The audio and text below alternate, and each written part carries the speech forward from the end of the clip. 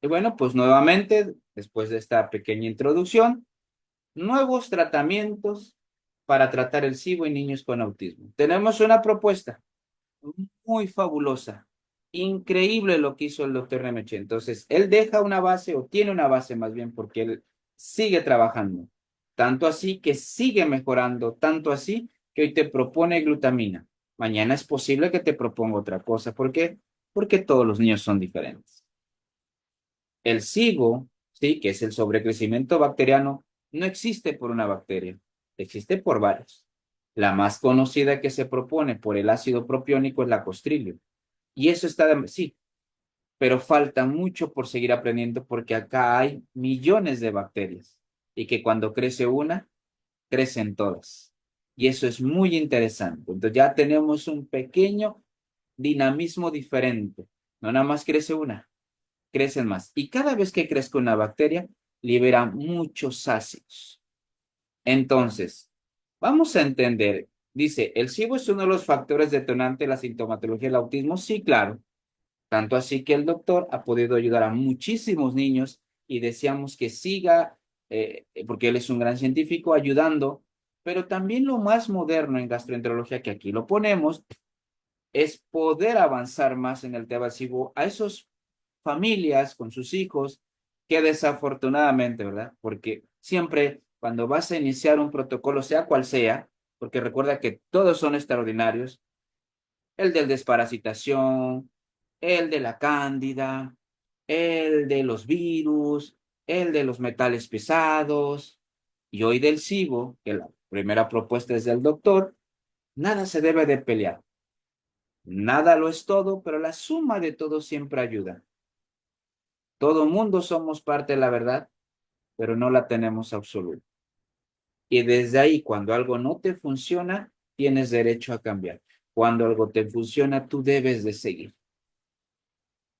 Esos son bases para ustedes los papás, ¿sí? Eso evita menos estrés. Hoy sabemos, gracias al doctor, por toda la fisiología que pasa en el sobrecrecimiento bacteriano, por los liposacáridos desprendidos por esas bacterias, la interrupción, ¿sí?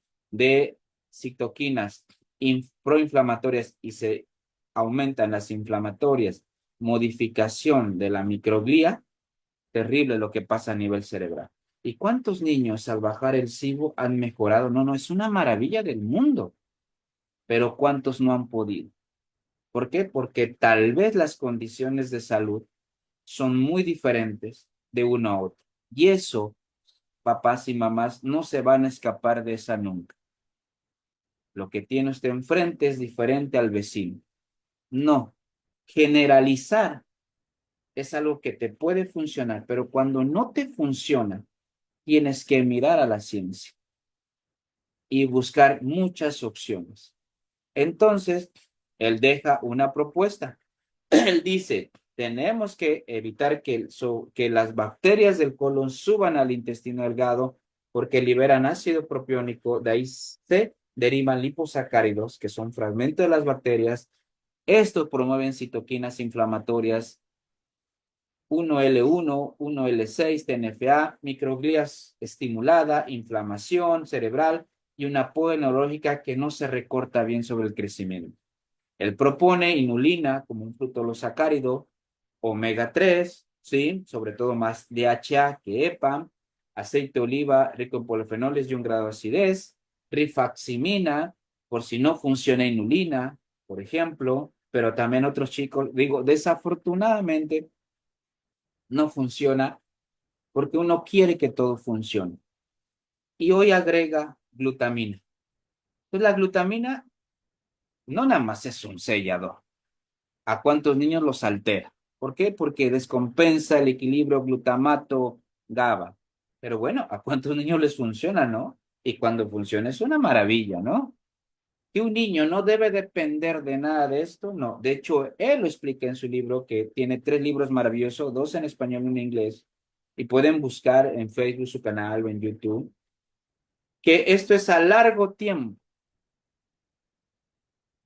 pero hoy la ciencia también a nivel gastroenterología, enfocada en el SIBO, dice, hay que acortar los tiempos, hay que entender más allá de un solo sobrecrecimiento.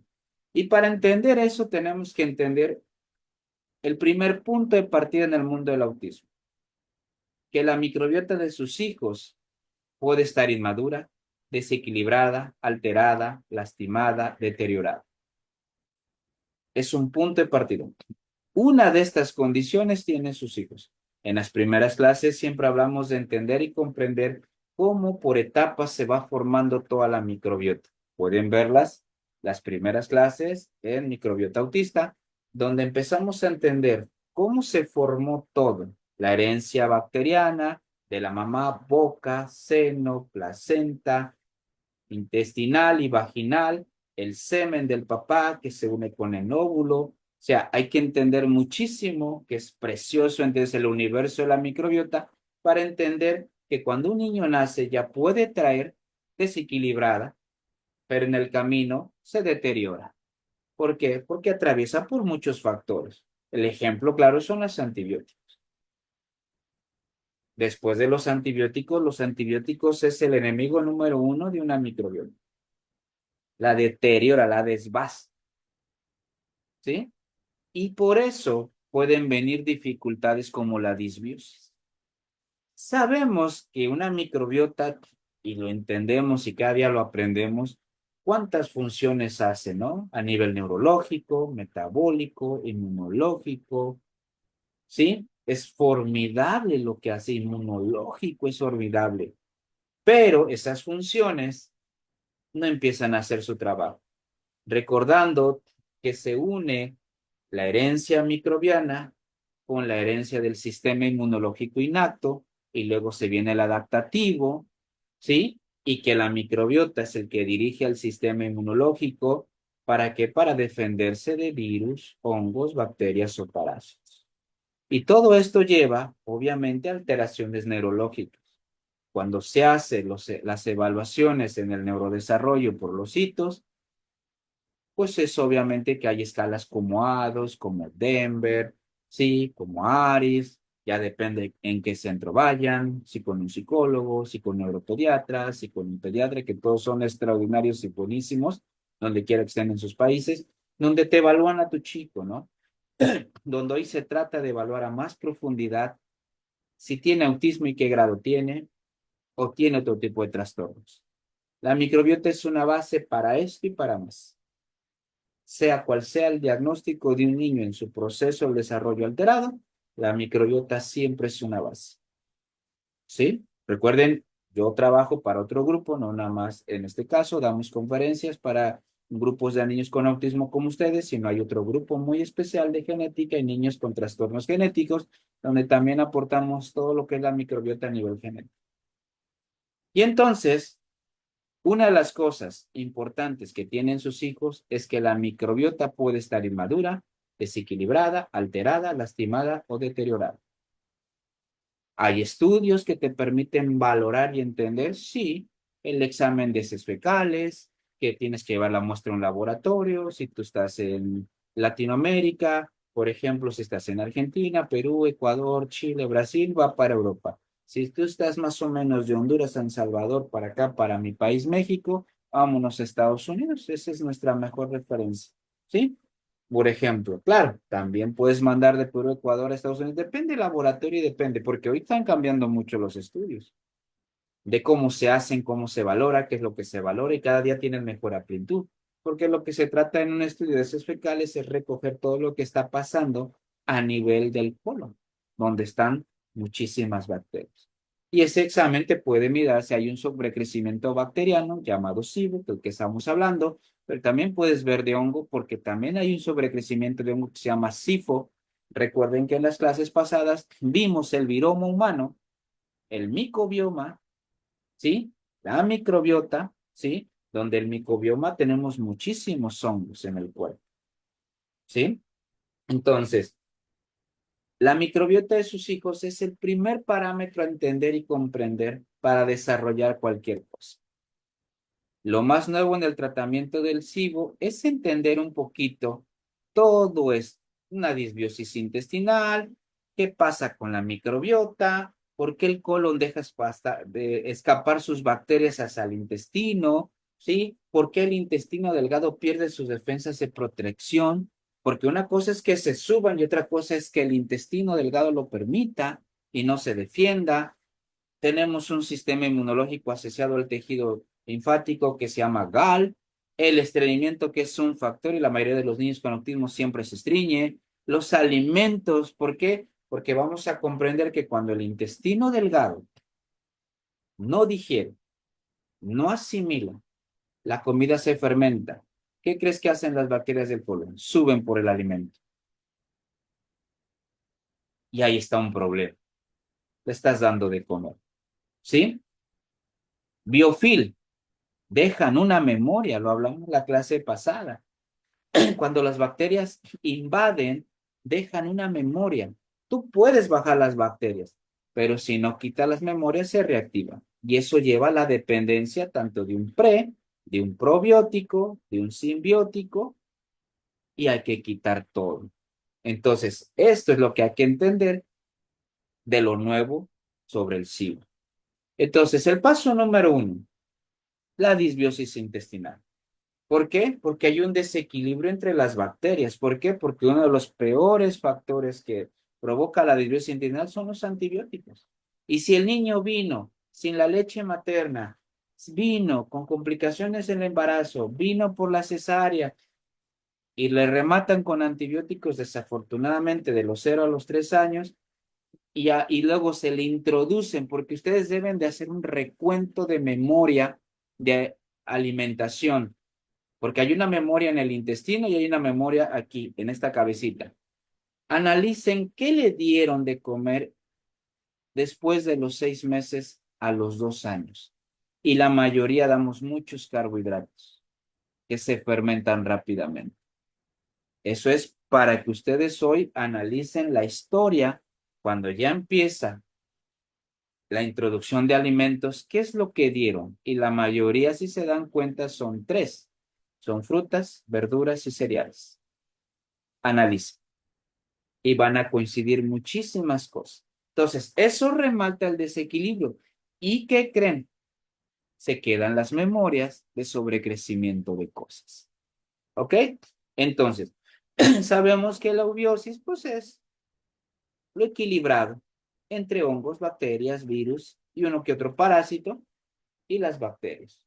Una disbiosis es el desequilibrio de todo y que de ahí empieza la oportunidad de que una bacteria suba, se instale, deje una memoria y esté produciendo sus ácidos. Entonces, es súper interesante, ¿sí?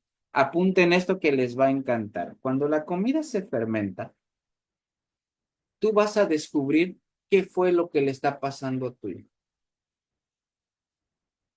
Si tu hijo eructa, la comida se fermentó en el estómago y provocó el gas. ¿Va? Si la comida se fermenta en el colon, tu hijo va a tirar flatulencias. Está liberando el gas. Pero si el gas, la fermentación es en el tejido delgado, lo mejor es dejar de comer. Pero vas distinguiendo ya las cosas. ¿Sí? Entonces, en este paso, hay que reparar una microbiota. Es uno de los primeros pilares en el SIBO. Entonces, la inulina tiene dos cosas interesantes, ¿no? Te baja las bacterias y tiene que alimentar a las bifidobacterias. Pero la microbiota no nada más tiene bífidos, tiene otras bacterias que se necesitan otro tipo. Yo creo que todo es por ciclos lo que tienes que dar. ¿Por qué? Porque tienes que alimentar y tienes que reparar una microbiota. Porque si no la reparas, todo es oportunista para las bacterias. Entonces, tienes que, cuando las cosas, si tú vistes cambios en el protocolo Nemetschek y de pronto ya no, es que sí tenía SIBO, pero no se ha eliminado. Esa es como la señal que tú debes de mejorar lo que estás haciendo para seguir avanzando. ¿Sí? Por ejemplo, el paso dos, pues es la reparación de la microbiota. Tienes que regresarle todo a la microbiota. Todo se le tiene que regresar. todas las condiciones, todo el fortalecimiento, toda la funcionalidad, porque la microbiota es inteligente. Le tienes que regresar todo. Para eso necesitas reparar su mucosa, reponer sus bacterias, activar su sistema inmunológico de protección. ¿Para qué? Para que nada la afecte. Cuando un niño, tú llevas una dieta, sea cual sea, ¿va? Porque dietas hay como 30, yo creo, allá afuera, ¿sí? Y tú le das de comer al niño y el niño se altera, la microbiota es inestable. Ese es el parámetro. Yo siempre lo comparto. Si tú tienes a un niño de 5 años con autismo y traes a un neurotípico de 5 años, porque ningún niño es normal en la vida, y tú les das pizza a los dos, gastrointestinalmente va a pasar lo mismo a los dos. Se van a inflamar. Si eructa, se inflamó en el estómago. Si caca gases por el recto, es el colon. Si no lo saca y le ves el abultamiento abdominal, es el intestino delgado, y una de las formas de resolverlo es dejar de comer. Un pequeño ayuno de unas horas. Pero lo mismo le pasa a los dos. Es más, una pizza puede hacer que un niño pierda el apéndice. Y lo mismo le pasa al que tiene autismo y al que no. O sea, nadie se escapa de que te provoque un problema gastrointestinal. Pero ¿cuál es la diferencia a nivel neurológico? Que el niño neurotípico va a roncar y dormir y no le altera nada. Al niño con autismo sí. Muy interesante. Por eso se pide cuidar la comida. Pero no toda la vida va a pasar a dieta. ¿Por qué? Porque tomamos en cuenta algo.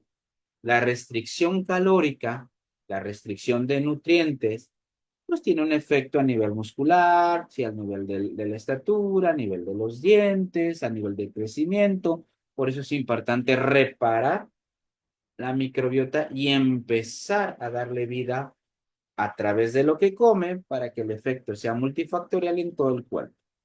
Entonces, se tiene que reparar la microbiota.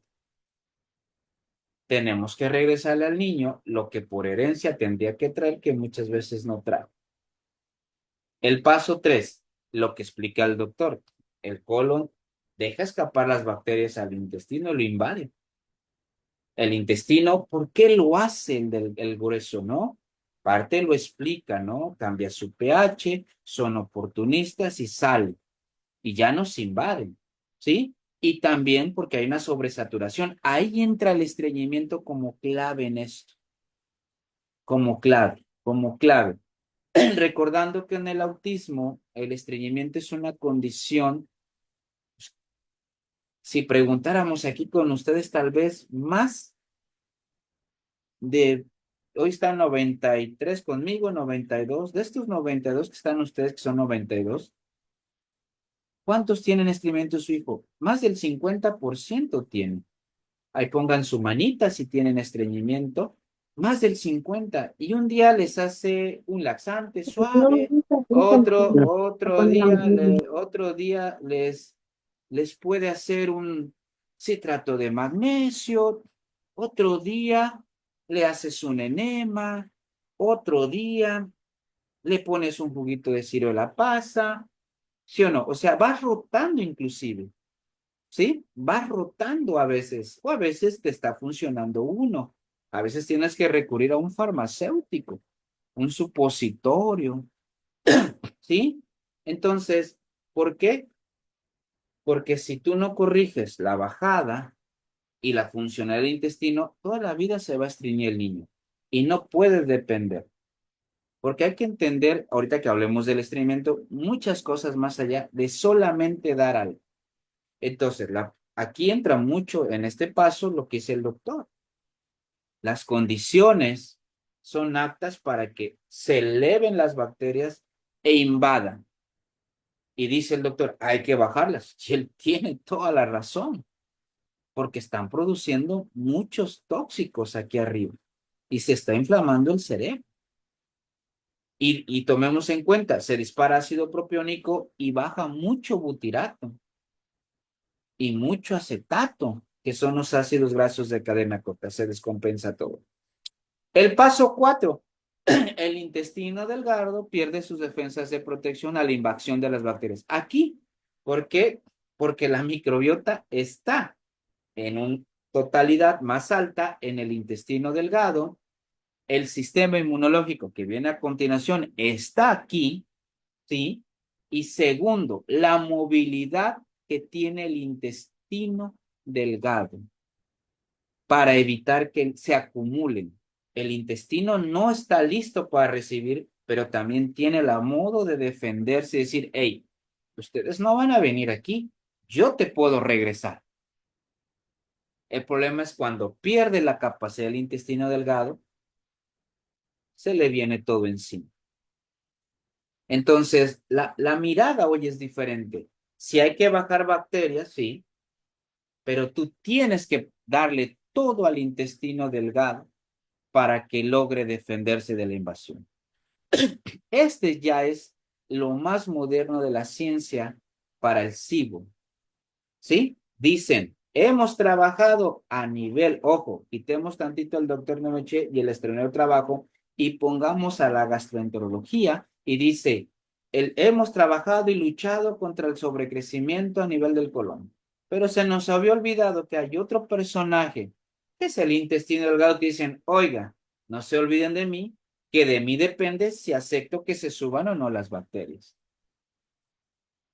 Y aquí es una de las cosas importantes de él, es que él dice, si yo no tengo una microbiota estable, ni un sistema inmunológico estable, ni ondas de movimiento, y yo les recomiendo que después de comer, después de desayunar, almorzar se dice en Latinoamérica, que es la comida en México, y después de cenar, media hora después, hagan que sus hijos caminen. Y ustedes están activando ondas peristálticas que evitan que sobrecrezcan las bacterias más del debido. Que el intestino, por lo menos delgado, dijo, ayúdenme en algo para evitar. Hagan que caminen.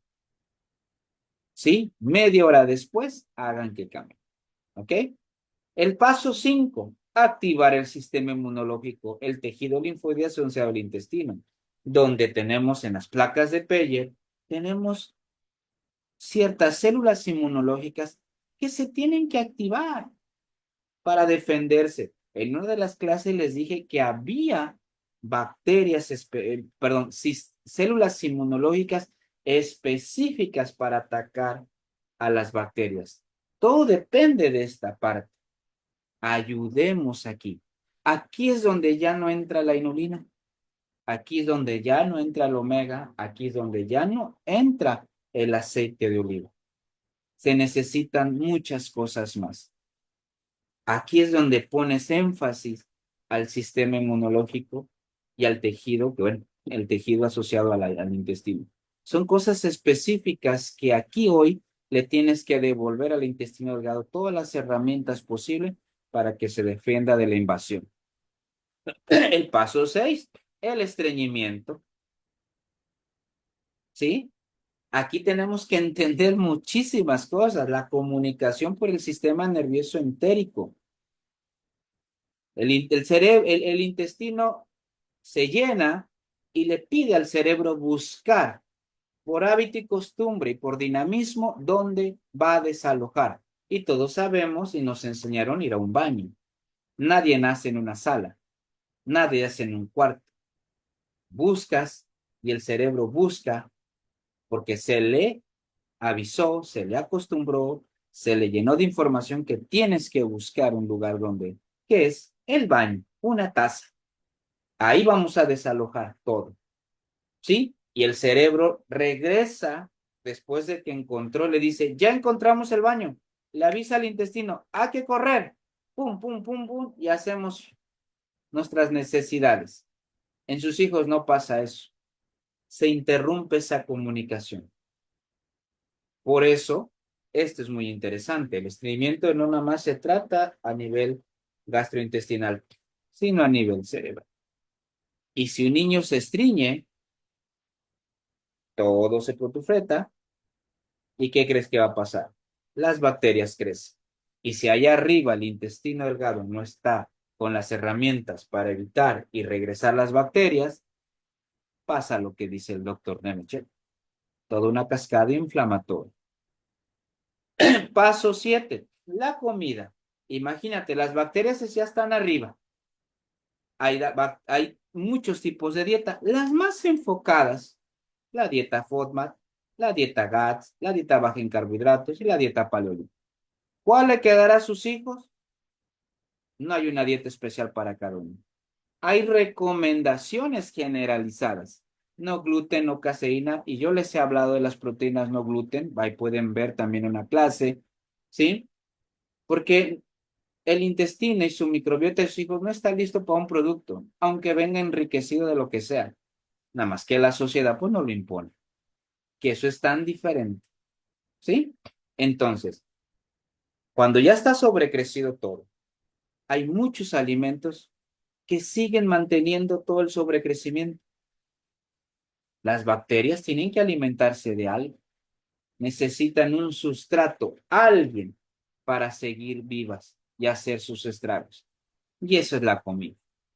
Entonces, hay buenas propuestas hoy dependiendo las condiciones del niño. Recordemos que generalmente el doctor dice, puedes comer de todo y busca lo más natural. Pero en la búsqueda natural no es lo mismo una manzana que un jugo de manzana. No es lo mismo. Uno de los dos puede ser tan perjudicial o los dos para que esas bacterias todavía sigan creciendo. Por ejemplo, el paso 8, tienes que borrar una memoria. Si en el paso 7 vas a cambiar una alimentación, vas a buscar quien te asesore, en el paso 8 tienes que buscar a alguien que quite las memorias. Porque tú te vas a esforzar, tú te vas a desgastar. Lleva 3 años dando inulina, llevas 4 años buscando, desparasitando, quitando, poniendo, haciendo, deshaciendo. Llevas así y vuelve a lo mismo porque sigue dependiendo de las cosas, porque sigue dependiendo de una alimentación, porque al menor descuido se te viene para abajo, se te estanca, es porque no has quitado la memoria.